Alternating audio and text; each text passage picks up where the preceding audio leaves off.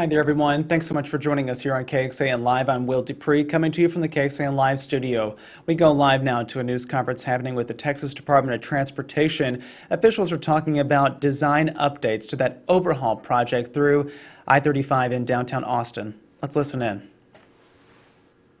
25 years. And throughout that time, TxDOT has worked hard to gather feedback from our community with the goal of incorporating those ideas while still meeting the challenges in the mission to improve safety, address congestion, and enhance mobility. During our most recent event that went public this past August in 2021, we received community feedback that included removing the upper decks and lowering lanes throughout the corridor, increasing east-west traffic and crossings, making the downtown area more bike and pedestrian friendly, and improving transit operations. We listened, and our team has done a great job to modify our design to include many of those ideas. Today, we're excited to show you the updates of the I-35 Capital Express Central project and roll out what is now known as Modified Alternative 3. Based largely on the community feedback that we received, here are some highlights of the changes that what Modified Alternative 3 includes. Shifting of the northbound frontage road to the west side of downtown to create a boulevard-style section from Cesar Chavez to Dean Keaton. Lowering all lanes throughout most of the project limits, including at Airport Boulevard, Holly Street, and Woodland Avenue. Using the existing direct connections from US 290 East to the managed lanes without building additional new flyovers. Adding 8 new bicycle and pedestrian crossings at 51st Street, Airport Boulevard, 41st Street, MLK, 15th Street, 4th Street, 3rd Street, and Woodland Avenue. Maintaining the existing connection at Holly Street. Constructing a single-point urban interchange at Riverside Drive, or a SPUI as we call it, that accommodates the Project Connect Blue Line, and lowering the main lanes at Woodland Avenue, which will require less right-of-way to be acquired and creates a bicycle and pedestrian-only intersection. TxDOT is coordinating with many of our local partners to evaluate potential areas for community activity plazas over I-35. The City of Austin, along with Downtown Austin Alliance, is leading the effort in developing these features. And here with us today is Mike Trimble. He's the director of the City of Austin's Corridor Program Office, and here to provide us further details and answer some questions regarding the city's plans for caps and stitches along I-35. Mike.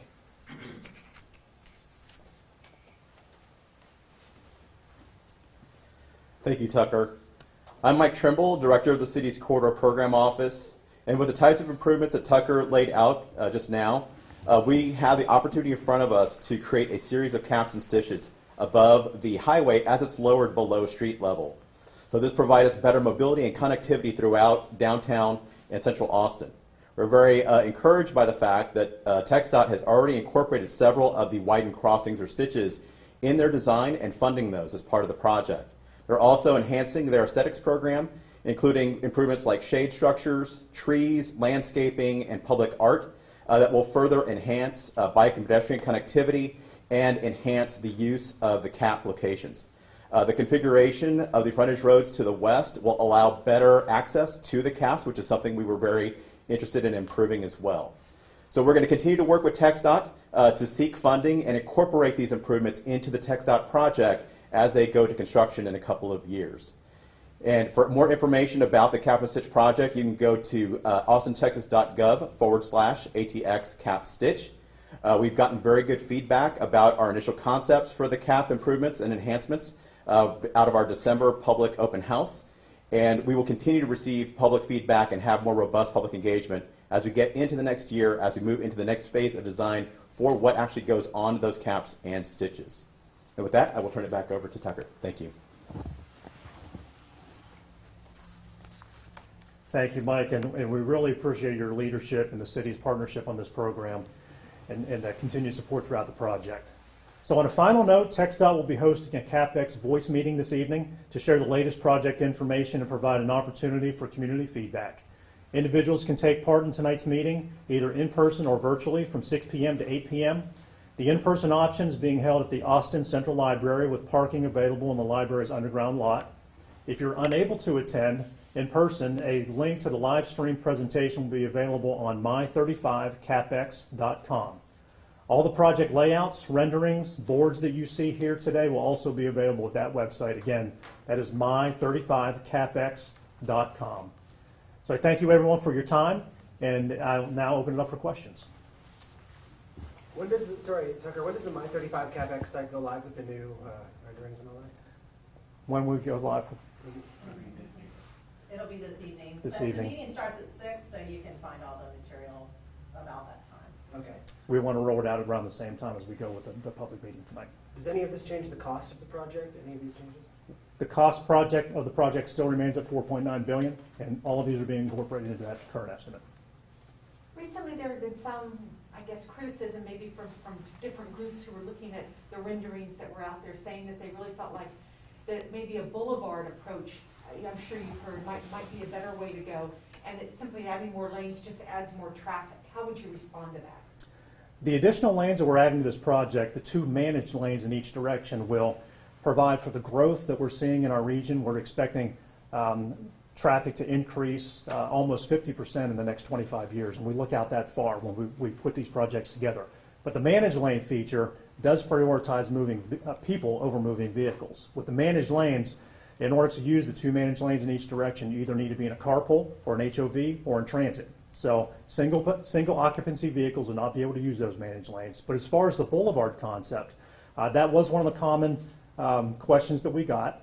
And when we go over to look at the schematics, you will see that the designers that we have on our team have come up with a concept where we cross over the northbound frontage road right around Holly Street to match it up with the southbound frontage road, and essentially creating a boulevard-style section that will reside on the west side of the footprint. It won't be exactly in the middle, but it will still be a boulevard-style section from right around Cesar Chavez to up to about Dean Keaton.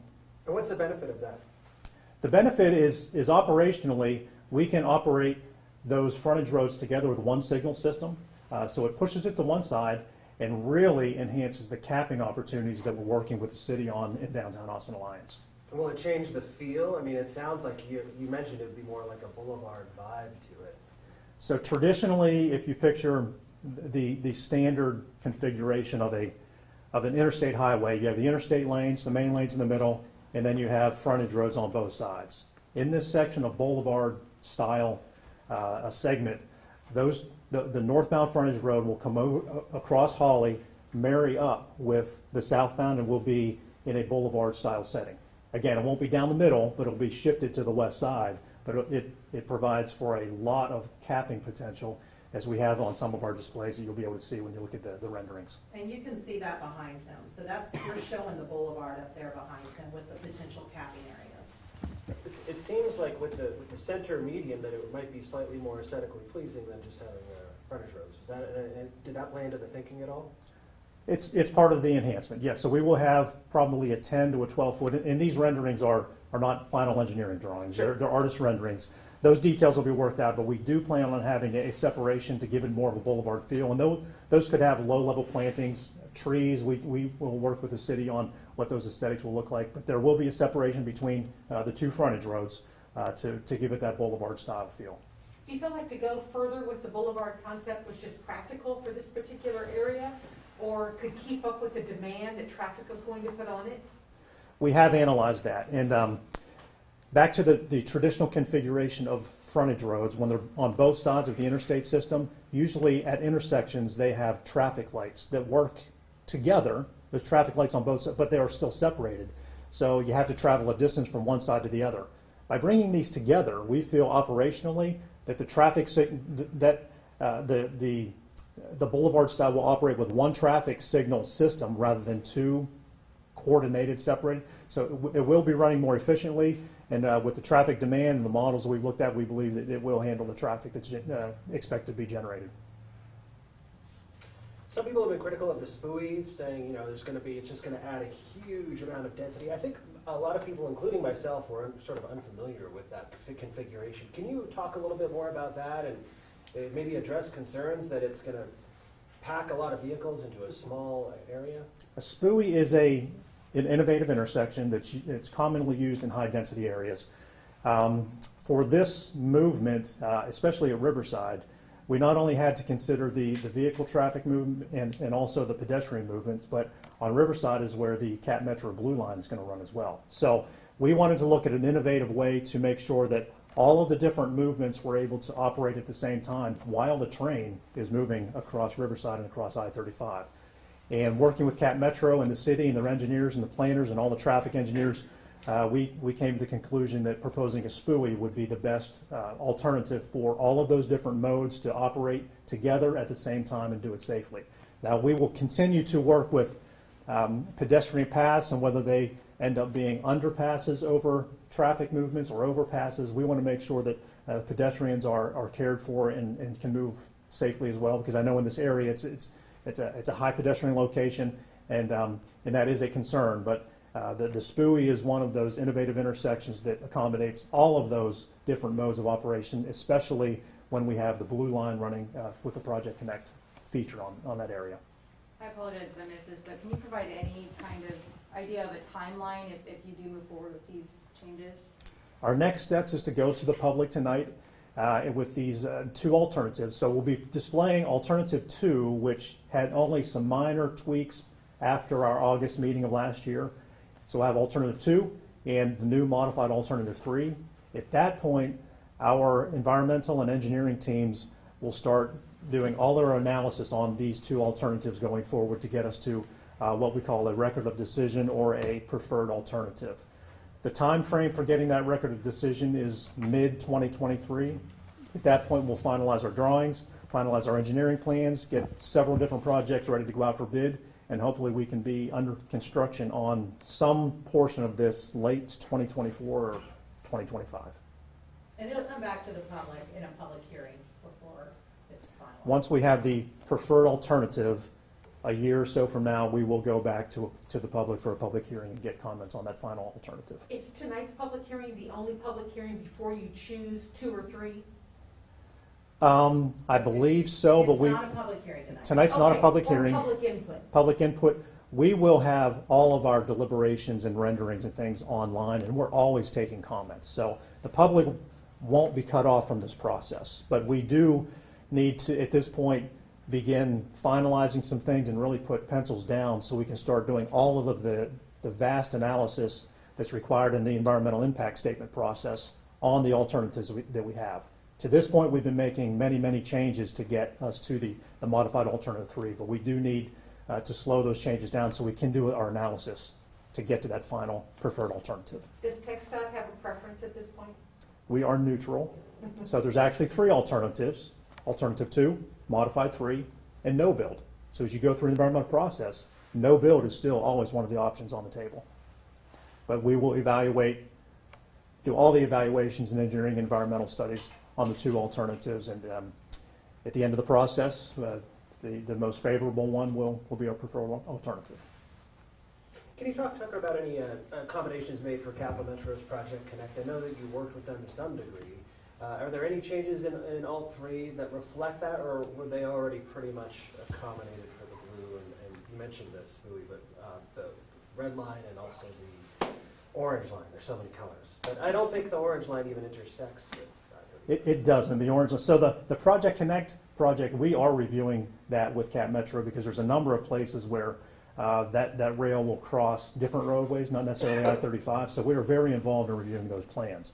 The SPUI is the biggest one right now for the blue line and I-35, but we are also grade separating the red line at 4th Street and at Airport. So right now, today, as you're on the frontage roads and the red line goes across 4th Street or Airport, you need to stop and let the train go. We're going to be grade separating those. So again, the traffic on the frontage roads would not need to stop, and the red line will go over the new features of I-35.